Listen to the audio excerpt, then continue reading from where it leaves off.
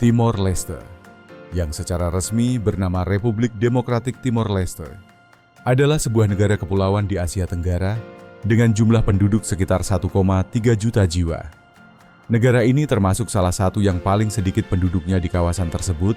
Secara resmi, usia Timor Leste baru mencapai 23 tahun pada tahun 2025. Seluruh negara ini bahkan lebih muda dibandingkan TikTok, lebih muda dari YouTube, dan lebih muda dari sebagian besar ponsel pintar. Lalu bagaimana hal ini bisa terjadi? Kisahnya bermula pada abad ke-16, ketika para pelaut Portugis tiba dan menjadikan wilayah tropis ini sebagai koloni. Pada tahun 1974, Portugal tiba-tiba mundur setelah revolusi Anyelir. Timor Leste langsung menyatakan kemerdekaan dan merayakannya selama tepat 9 hari sebelum Indonesia masuk dan menguasai seluruh wilayah tersebut. Selama 24 tahun, rakyat Timor hidup di bawah pendudukan. Namun, disinilah bagian yang luar biasa terjadi. Tekanan internasional, terutama dari Portugal, mendorong Indonesia untuk menyetujui referendum pada tahun 1999. Hasilnya mengejutkan. Sebanyak 78% penduduk memilih merdeka. 3 tahun kemudian, pada tanggal 20 Mei 2002, Timor Leste resmi menjadi negara berdaulat termuda di dunia. Lebih dari 20% perempuan di sini menikah sebelum usia 18 tahun. Tetapi itu bukan bagian yang paling mengejutkan. Hal yang benar-benar mengejutkan adalah cara pernikahan diatur dan alat tukar yang digunakan. Lupakan cincin berlian atau perhiasan emas. Di Timor Leste, ayam jantan menjadi simbol utama nilai seorang pengantin perempuan. Keluarga mempelai pria harus membawa persembahan tertentu seperti ayam, babi, dan kerbau. Namun ayam jantan memegang peran paling penting. Semakin kuat, besar, dan nyaring suaranya, semakin tinggi nilai pengantin perempuan tersebut. Ini bukan sekadar tradisi unik. Sistem ini merupakan struktur sosial yang rumit, di mana nilai dan status sosial seorang perempuan diukur langsung dari jumlah serta kualitas ayam jantan yang dibawa keluarga pria. Keluarga mempelai perempuan akan menilai ayam-ayam ini dengan sangat teliti, seperti menilai barang berharga, mulai dari kekuatan tubuh, ukuran, hingga suara kokoknya, yang membuatnya semakin rumit. Pernikahan seringkali berubah menjadi pertukaran materi antar keluarga. Bukan sekadar ikatan karena cinta. Banyak orang tua melihat pernikahan dini sebagai cara untuk mengurangi beban ekonomi dan menjamin masa depan anak mereka melalui pernikahan yang dianggap stabil. Di Timor Leste, mas kawinnya adalah ayam jantan. Bagaimana dengan negara Anda? Tulis di kolom komentar dan mari kita lihat negara mana saja yang memiliki tradisi serupa. Timor Leste memiliki kehidupan malam yang berjalan secara tersembunyi dan jauh dari bayangan kebanyakan orang. Anda tidak akan menemukan kawasan ramai penuh lampu seperti di Amsterdam atau Bangkok. Sebaliknya, semuanya berjalan melalui isyarat halus dan rekomendasi yang dibisikkan. Dengan bertanya kepada beberapa sopir taksi atau teman lokal yang memiliki koneksi tepat, Anda bisa menemukan layanan yang bersembunyi di balik nama-nama yang terdengar polos, tempat yang mengaku sebagai relax spa, gentle touch, atau bahkan barbershop yang sebenarnya tidak melayani potong rambut. Ini adalah ekonomi bawah tanah yang berjalan sejajar dengan industri pariwisata resmi. Sesi spa resmi di Dili, ibu kota negara, biasanya berharga sekitar 30 hingga 60 dolar dengan minyak esensial, handuk hangat, dan musik menenangkan. Namun, jika memasuki tempat yang lebih tertutup, harga bisa melonjak hingga 80 sampai 150 dolar, tergantung layanan yang diminta. Bahkan ada biaya diam-diam yang tidak pernah tercantum di struk, tetapi selalu terasa dari tatapan singkat kasir. Tulis angka 3 di kolom komentar jika Anda tertarik menjelajahi sisi tersembunyi kehidupan malam Timor Leste suatu hari nanti. Jangan lupa mendukung kami dengan berlangganan dan mengaktifkan notifikasi sebelum kita membahas mengapa negara yang kaya sumber daya seperti Timor Leste masih termasuk yang termiskin di dunia. Timor Leste berdiri di atas cadangan minyak dan gas yang besar, memiliki garis pantai panjang yang kaya hasil laut, serta menghasilkan kopi yang dibeli oleh Starbucks untuk konsumen di seluruh dunia.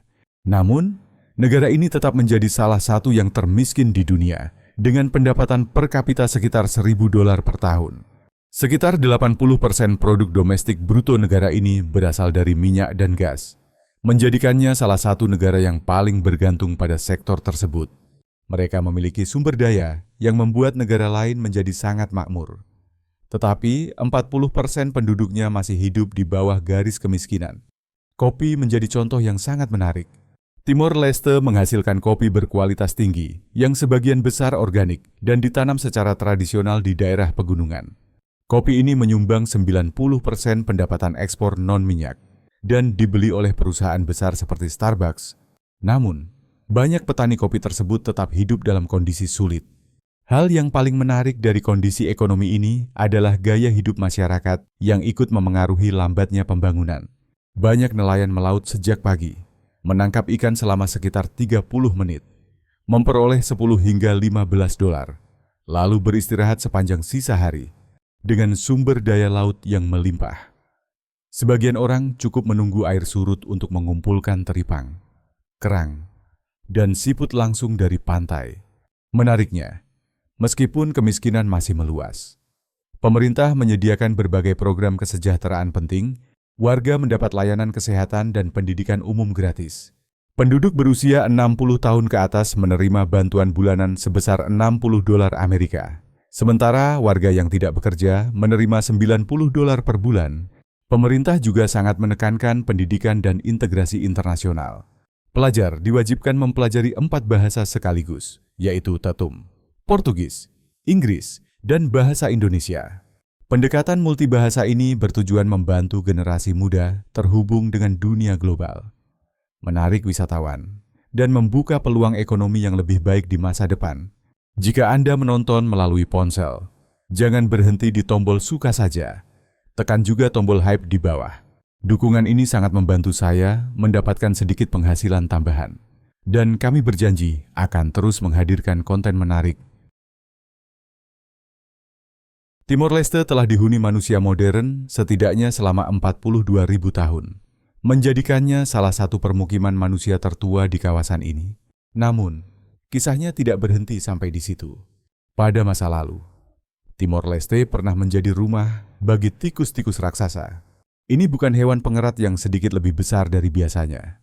Tikus-tikus ini berukuran seperti anjing kecil dan memiliki berat hingga 5 kg. 10 kali lebih berat dibandingkan tikus terbesar yang hidup saat ini. Di berbagai situs arkeologi, para peneliti menemukan fosil 12 spesies tikus yang sebelumnya tidak dikenal, dan 8 di antaranya memiliki berat lebih dari 1 kg. Yang paling mengejutkan, tikus raksasa ini masih hidup hingga 1.000 sampai 2.000 tahun yang lalu.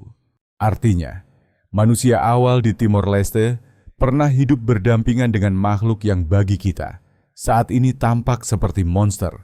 Gua Lenehara yang terkenal memberikan beberapa penemuan paling penting, menunjukkan bukti hunian manusia berkelanjutan serta keberadaan spesies yang telah punah ini. Namun, meskipun memiliki warisan arkeologi yang kaya, Timor Leste masih termasuk dalam daftar 27 negara tanpa situs warisan dunia UNESCO. Yang lebih mengejutkan lagi, negara ini bahkan belum masuk dalam daftar sementara UNESCO untuk nominasi masa depan. Ibu kota Timor Leste adalah Dili. Wilayahnya hanya sekitar 372 km persegi dengan penduduk sekitar 200.000 jiwa. Menjadikannya distrik terkecil sekaligus pusat perkotaan terpenting di negara ini. Namun, ukuran bukan segalanya. Berjalan di Dili terasa seperti memasuki museum hidup arsitektur kolonial Portugis. Gedung Palacio do Governo bergaya neoklasik, dengan atap genteng merahnya berdiri sebagai saksi pengaruh Iberia selama berabad-abad. Banyak gereja tua tersebar di seluruh kota, mencerminkan iman Katolik yang kuat dan menjadikan Timor Leste unik sebagai negara mayoritas Katolik di Asia Tenggara yang didominasi Muslim. Pusat kehidupan budaya Dili berdenyut paling kuat di Pasar Thais yang terletak di jantung kota. Pasar ini sepenuhnya didedikasikan untuk Thais, kain tenun tradisional yang menjadi salah satu warisan budaya paling berharga. Setiap helai Thais membawa cerita, dengan pola dan warna yang diwariskan dari generasi ke generasi. Namun, ikon paling terkenal mungkin adalah patung Yesus raksasa, setinggi 27 meter, yang berdiri di atas bukit menghadap ibu kota. Untuk mencapai patung ini dan menikmati pemandangan Dili serta Teluk Dili yang tenang, pengunjung harus menaiki 574 anak tangga. Pemandangan dari puncaknya menunjukkan dengan jelas bagaimana kota kecil ini berada di antara pegunungan dan laut, menciptakan salah satu lanskap perkotaan terindah di Asia Tenggara. Dengan infrastruktur yang terbatas, terutama di daerah pedesaan, masyarakat setempat mengubah kendaraan biasa menjadi alat serbaguna yang mengejutkan banyak orang. Sepeda motor benar-benar mendominasi jalanan. Namun dengan cara yang tidak biasa, sangat umum melihat satu motor membawa 3 atau 4 orang, atau mengangkut tumpukan hasil panen yang tampak mustahil. Kendaraan ini bukan sekadar alat transportasi, melainkan juga kendaraan keluarga dan alat angkut barang sekaligus. Bintang utama transportasi di Timor Leste adalah bemo dan mikrolet. Bemo merupakan minibus kecil yang sering dimodifikasi dari truk atau van, dan beroperasi tanpa rute maupun halte tetap. Penumpang bisa naik dan turun di mana saja sepanjang jalan. Ini adalah transportasi umum dengan kebebasan penuh. Tampak kacau namun sangat efisien. Mikrolet membawa kreativitas ini ke tingkat lebih tinggi. Bus kecil ini dihiasi warna cerah, lampu LED berkedip, dan musik yang terus mengalun. Setiap perjalanan dengan mikrolet terasa seperti ikut pesta berjalan. Penumpang tidak hanya berpindah tempat, tetapi menikmati suasana meriah yang mengubah perjalanan biasa menjadi pengalaman yang berkesan. Kini kita memasuki jantung spiritual Timor Leste melalui Uma Lulik, yang dalam bahasa Tetum berarti rumah suci, dan maknanya jauh melampaui sekadar bangunan. Struktur ini diyakini sebagai jiwa dari seluruh komunitas. Bayangkan bangunan kayu menjulang dengan atap runcing yang dramatis, sepenuhnya terbuat dari kayu dan daun lontar. Beberapa di antaranya mencapai tinggi lebih dari 15 meter. Yang membuatnya benar-benar luar biasa adalah cara pembuatannya. Semua dibangun dengan tangan tanpa satu paku pun dan tanpa semen. Setiap balok, sambungan, dan ikatan mengandalkan teknik kerajinan tradisional yang diwariskan turun-temurun. Aturan yang mengatur Uma Lulik sangat menarik. Ini bukan bangunan umum yang bisa dimasuki siapa saja. Hanya orang-orang tertentu, biasanya pemimpin klan atau dukun adat, yang diizinkan masuk untuk melakukan ritual leluhur, memohon berkat, dan menjaga keselamatan desa. Setiap desa di Timor Leste memiliki setidaknya satu Uma Lulik yang dijaga dan dilestarikan sebagai warisan suci. Hal yang membuatnya semakin istimewa adalah peran rumah ini sebagai penghubung hidup dengan para leluhur. Masyarakat Timor percaya bahwa roh nenek moyang mereka bersemayam di dalam Uma Lulik, sehingga rumah ini menjadi bagian aktif dari kehidupan sosial. Bukan sekadar peninggalan masa lalu. Saat keputusan penting harus diambil atau desa menghadapi masalah, para pemimpin akan masuk ke Uma Lulik untuk meminta petunjuk dari kebijaksanaan leluhur. Di Timor Leste, makan dengan tangan bukan hanya diterima, tetapi menjadi cara utama dan bermakna secara budaya untuk menikmati makanan. Namun, praktik ini tidak dilakukan sembarangan. Ada aturan dan makna di balik setiap gerakan. Hanya tangan kanan yang digunakan untuk makan, karena tangan kiri dianggap tidak bersih menurut budaya setempat. Makanan diambil dalam porsi kecil, lalu dipadukan dengan nasi dan bumbu di ujung jari sebelum dimasukkan ke mulut. Teknik makan ini sendiri dianggap sebagai sebuah seni. Hidangan populer seperti ikan sabuko, ikan bakar berbumbu asam, atau batardaan, jagung rebus khas, justru dirancang agar lebih nikmat saat dimakan dengan tangan. Sentuhan langsung memungkinkan orang merasakan tekstur, suhu, dan kelembutan makanan dengan cara yang tidak bisa diberikan oleh alat makan. Dalam jamuan keluarga atau perayaan adat, semua orang berkumpul mengelilingi satu wadah besar dan berbagi makanan bersama. Ini bukan sekadar aktivitas makan, melainkan ungkapan kebersamaan, kesetaraan, dan kepercayaan. Makan dari wadah yang sama dengan tangan menciptakan rasa kedekatan dan keterbukaan antar sesama. Bagi orang Timor, kebiasaan ini menunjukkan keramahan serta rasa hormat dan kasih kepada orang-orang di sekitarnya. Proses makan berubah menjadi ritual mempererat hubungan, bukan hanya untuk memenuhi kebutuhan fisik. Makanan di Timor Leste mencerminkan perpaduan unik antara tradisi lokal, pengaruh Portugis, dan sentuhan Indonesia. Menghasilkan cita rasa yang tidak ditemukan di tempat lain, mari kita kenali beberapa hidangan yang menggugah selera. Ikan sabuko menggunakan ikan segar yang biasanya ditangkap pada hari yang sama, lalu dimarinasi dengan cabai, jahe, serai, bawang, dan bawang putih.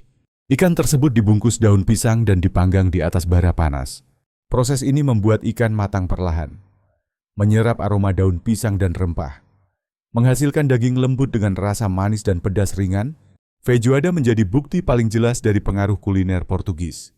Hidangan ini berupa rebusan kacang hitam, daging sapi, daging babi, dan sayuran yang dimasak lama hingga menyatu menjadi makanan yang kaya dan mengenyangkan. Versi Timor Leste menjadi khas karena tambahan bumbu dan sayuran lokal yang tidak ditemukan dalam feijoada Portugis asli. Untuk hidangan penutup, bibingka menunjukkan kreativitas dalam mengolah bahan sederhana. Kue tradisional dari tepung beras, santan, dan gula ini dipanggang dalam cetakan tanah liat di atas bara api. Hasilnya adalah lapisan luar yang renyah, bagian dalam yang lembut, dan aroma kelapa yang harum. Cara memasaknya sendiri mencerminkan adaptasi tradisi lama untuk menciptakan sesuatu yang baru. Namun, salah satu yang paling menarik adalah saboko, hidangan ikan atau hasil laut segar yang dicampur jeruk nipis, cabai, dan rempah, menghasilkan rasa segar dan pedas yang cocok untuk iklim tropis. Lalu ada aimanas, saus cabai tradisional yang terkenal sangat pedas dan harum. Hampir selalu disajikan untuk menambah cita rasa dan membangkitkan selera. Paspor Timor Leste termasuk salah satu yang paling kuat di Asia Tenggara, memberikan kemudahan perjalanan yang tidak dimiliki warga dari negara yang jauh lebih kaya. Sebagai bekas koloni Portugis yang masih menjalin hubungan erat dengan Portugal dan negara-negara berbahasa Portugis lainnya, warga Timor Leste dapat bepergian ke seluruh wilayah Schengen hingga 3 bulan tanpa visa. Bayangkan, warga dari negara dengan pendapatan per kapita sekitar $1.000 dapat bebas menjelajahi Eropa. Sementara warga negara yang lebih makmur seringkali menghadapi aturan visa yang ketat. Hal ini menciptakan situasi yang penuh ironi dan peluang. Seorang nelayan Timor yang berpenghasilan $15 sehari secara hukum memiliki akses lebih mudah ke Paris, Roma, atau Berlin dibandingkan profesional kelas menengah dari banyak negara berkembang lain. Meski kenyataannya sebagian besar warga tidak mampu secara finansial untuk bepergian, kerangka hukumnya tetap tersedia. Bagi wisatawan yang ingin mengunjungi Timor Leste, prosesnya cukup sederhana. Warga Amerika Serikat dan sebagian besar negara Uni Eropa bisa mendapatkan visa saat kedatangan di bandara internasional Presidente Nicolau Lobato dengan izin tinggal hingga 30 hari. Syaratnya mencakup bukti kemampuan finansial sebesar $150 per hari, pemesanan hotel atau surat undangan, serta bukti perjalanan lanjutan. Timor Leste memegang rekor sebagai negara dengan rata-rata tinggi badan terpendek di dunia, yaitu sekitar 155,47 cm. Angka ini hampir 23 cm lebih pendek dibandingkan rata-rata tinggi orang Belanda, yang dikenal sebagai bangsa tertinggi. Namun, fakta ini menjadi lebih mengejutkan karena penyebabnya bukan faktor genetik. Tinggi badan yang rendah mencerminkan sejarah panjang konflik, pendudukan, dan kesulitan ekonomi. Pada tahun 1896, rata-rata tinggi badan sekitar 152,4 cm. Angka ini meningkat menjadi 160,7 cm pada tahun 1960, menunjukkan perkembangan positif. Namun, kemudian kembali menurun akibat perang, pendudukan, kekurangan gizi, dan keterbatasan layanan kesehatan. Jika dibandingkan dengan negara tetangga seperti Laos dan Kamboja, orang Timor secara umum lebih pendek, meskipun negara-negara tersebut juga memiliki sejarah sulit. Sebaliknya, negara yang dahulu bertubuh lebih pendek seperti Iran berhasil meningkatkan rata-rata tinggi badan hingga 16,51 cm berkat perbaikan gizi dan layanan kesehatan. Data ini menceritakan kisah mendalam tentang hubungan antara trauma sejarah, pembangunan ekonomi, dan kesehatan masyarakat. Tinggi badan bukan sekadar ciri fisik, tetapi cerminan akses terhadap gizi, layanan kesehatan, dan stabilitas pada masa pertumbuhan. Tim nasional sepak bola Timor Leste mencerminkan semangat bangsanya. Kecil, gigih, dan berani menghadapi tantangan besar dengan hati yang kuat. Sejak bergabung dengan FIFA pada tahun 2005, mereka sering dianggap sebagai saudara kecil di sepak bola Asia Tenggara. Tetapi kisah mereka jauh lebih bermakna dari sekadar hasil pertandingan. Sejak tampil pertama kali di Piala AFF pada tahun 2004, Timor Leste sering berada di posisi bawah klasemen dan mengalami kekalahan telak seperti 0-7 atau 0-8 dari Thailand dan Indonesia. Dari 2004 hingga 2024, mereka memainkan lebih dari 80 pertandingan internasional resmi dan meraih kurang dari 10 kemenangan. Sebagian besar melawan tim dengan peringkat serupa seperti Brunei atau Laos. Namun, hal yang membuat kisah ini istimewa adalah ketekunan mereka. Para pemain tidak memiliki stamina seperti atlet profesional penuh waktu. Teknik mereka masih mentah dibandingkan kekuatan regional. Dan strategi yang digunakan sangat sederhana. Para bek menyapu bola ke depan. Gelandang mengalirkan bola ke sisi lapangan. Dan semua pemain mengerahkan seluruh kemampuan mereka. Tantangan yang dihadapi sangat besar. Infrastruktur. Olahraga masih tertinggal. Banyak pemain berlatih di lapangan tanah. Tidak ada liga profesional domestik untuk mengembangkan bakat. Sebagian besar pemain memiliki pekerjaan lain dan berlatih di waktu luang. Sementara mereka harus bertanding melawan atlet profesional penuh waktu dari negara lain. Namun, setiap kali mereka turun ke lapangan, mereka membawa pesan yang kuat. Mereka mewakili tekad sebuah negara muda yang tidak menyerah pada keterbatasan sementara. Kehadiran mereka di ajang internasional bukan hanya tentang sepak bola, tetapi tentang menegaskan jati diri dan memberi inspirasi bagi generasi muda untuk bermimpi besar. Festival di Timor Leste memperlihatkan jiwa masyarakatnya yang ceria dan tangguh, memadukan pengaruh Portugis, tradisi lokal, dan iman Katolik dalam perayaan yang khas. Karnival de Timor mengubah ibu kota Dili menjadi lautan warna, musik, dan tarian setiap bulan Februari atau Maret. Festival jalanan ini membawa pengaruh Portugis yang kuat, namun telah disesuaikan sepenuhnya dengan budaya Timor. Jalanan dipenuhi kostum tradisional berwarna cerah, riasan mencolok, serta arak-arakan yang memadukan irama tradisional dan musik modern. Keistimewaan karnaval ini terletak pada fungsinya yang beragam. Ia menjadi hiburan, sarana pelestarian budaya, dan ajang mempererat kebersamaan sekaligus. Berbagai kelompok etnis di Timor Leste menampilkan tradisi masing-masing sambil merayakan identitas nasional bersama. Festival Atauro biasanya digelar di akhir tahun dan berfokus pada keindahan alam serta budaya Pulau Atauro. Acara ini menarik warga lokal dan wisatawan asing melalui pertunjukan budaya, hidangan laut segar, serta aktivitas laut seperti snorkeling dan menyelam di salah satu ekosistem terumbu karang terkaya di dunia. Namun, perayaan paling bermakna adalah Natal. Sebagai hari raya terpenting, Natal mencerminkan iman Katolik yang mendalam dan menjadikan Timor Leste unik di Asia Tenggara. Gereja-gereja dihias indah. Pohon Natal bercahaya muncul di kota dan desa. Serta adegan kelahiran Yesus menjadi pusat berkumpulnya masyarakat. Natal di Timor Leste bukan sekadar upacara keagamaan, tetapi waktu untuk mempererat hubungan keluarga, bersyukur, dan berharap akan masa depan yang damai. Perayaan ini memadukan warisan Katolik Portugis dengan nilai kebersamaan khas Timor. Fakta terakhir menunjukkan bahwa Timor Leste menyimpan beberapa destinasi paling menakjubkan di Asia Tenggara. Tempat-tempat yang bisa menyaingi tujuan wisata terkenal jika lebih banyak orang mengetahuinya. Gunung Ramelau, yang dikenal secara lokal sebagai Tatamailau, menjulang setinggi 2.986 meter di atas permukaan laut dan menjadi puncak tertinggi di Timor Leste. Pendakian menuju puncaknya menantang, bahkan bagi pendaki berpengalaman.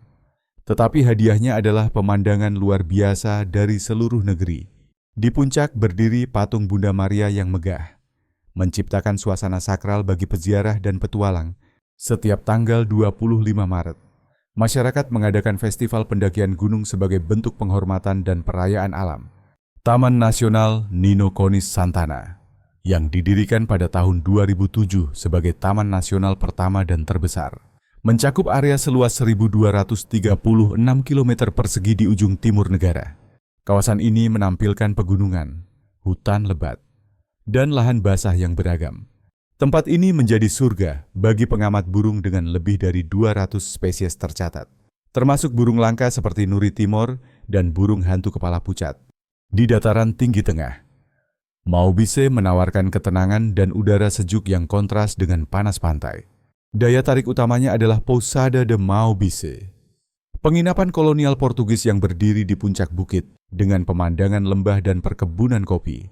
Kota ini menjadi gerbang ideal untuk menjelajahi pedesaan, bertemu penduduk ramah, dan menikmati kopi Arabica berkualitas yang akhirnya dinikmati konsumen di seluruh dunia. Terakhir, Baucau sebagai kota terbesar kedua menampilkan perpaduan harmonis antara arsitektur kolonial Portugis dan budaya lokal. Pengunjung dapat berjalan di kawasan tua dengan bangunan bersejarah, rumah besar, dan gereja yang masih terawat.